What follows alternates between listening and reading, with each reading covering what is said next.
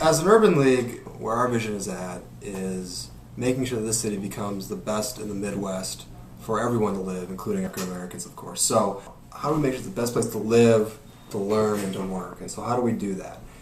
We do job skills training, employment training, resume building, and one-on-one case management and a job search, and this is where the program staff for that works and operates out of as well.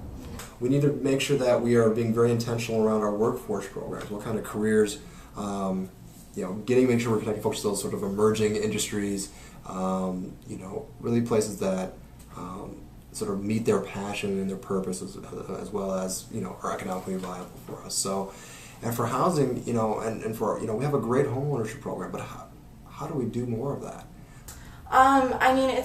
Our program is very comprehensive. It's from beginning to end. The workforce program starts out with a 5-week training course that they come to for 4 days a week.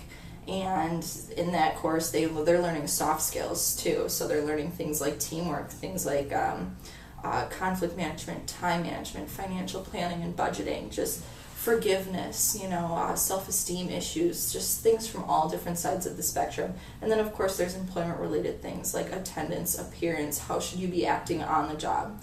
And then in the afternoons they come up to the computer lab and they learn Microsoft Office software, basic computer usage, email usage and internet usage, email etiquette to employers, and then of course how to do an online job search.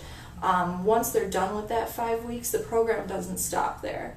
Then they're required to do an 80-hour internship or some sort of work experience to really get into what they're looking to do as employment. So this is a youth program going on in here right now. I believe it's the youth program, brief summer program. So some of our youth program staff is in there right now, as well as some, I believe they're middle school participants. We have to be more intentional about our programs and continue to be really intentional about our programs. So for example, Schools of Hope. We have to make sure that we're not just sticking a kid with a tutor. We need to match that child and what he or she needs in terms of her areas that she needs to work on to a tutor that can specifically address those things, that has that talent and that skill set. And we have some meeting rooms right here. We have a lot of our one-on-one meetings with individuals, both in the community and in our job skills program. So it really comes in handy. We only had one of those meeting rooms in the old building, which was often taken up for conference space and so on. So. The Urban League and what we got going on, we have a nice building here.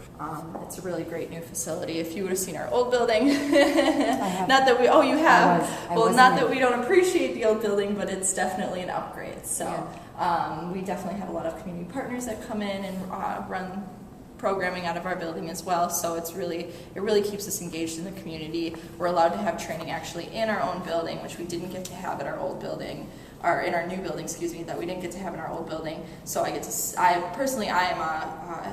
a member development manager. I do case management with the adults in our workforce program. Okay. So it's really nice that they have training here, because then I get to see them every day, check in with them regularly. It really keeps me engaged with my clients as well. So another thing that we didn't have in our old building, we now have capacity for about 60 students to be using computer labs at any one time. Whereas in the old building we had about 6. We run training out of these. We also rent them out to community partners who also would like to run training as well. So. How do we do more of that? There's a lot of folks that are serving our constituency, but who does that based on mission, and how can we do enough of that? We have, so many folks, just housing is a challenge in general in the city in terms of the expense, so how do we work on that and really scale that? And so that's what this is about for us, and that's where we're visioning. Of course, we can't do this by ourselves. So. The South Branch of the Madison Public Library is moving in there as well, so another really great resource that we'll have for both our youth programs and our adult programs. Also in our new building is Planned Parenthood of Wisconsin, and they operate out of there as well. That's a full-service clinic.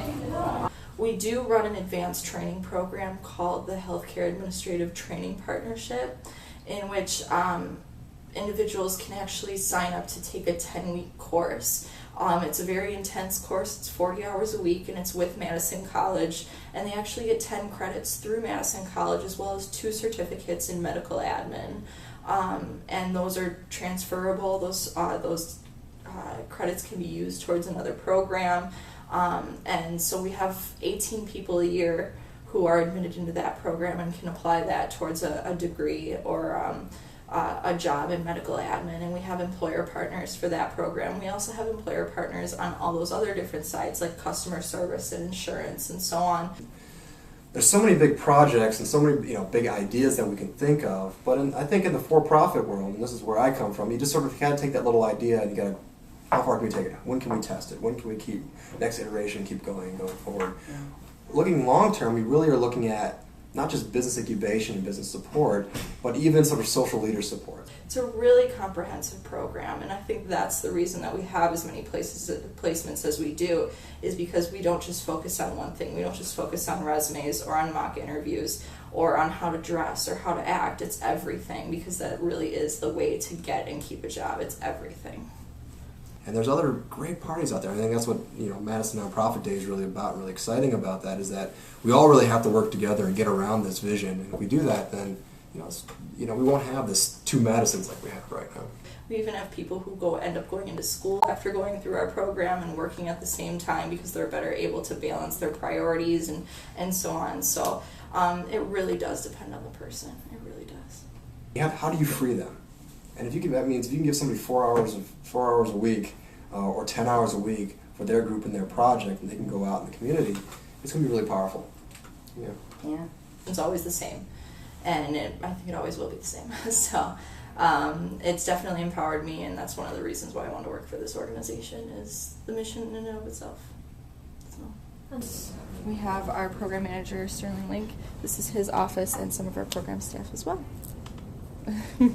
These two are wearing purple shirts. It's purple shirt day. It is purple shirt day. I'm wearing purple too. Yes, score. And this is Tanya Ellis's office.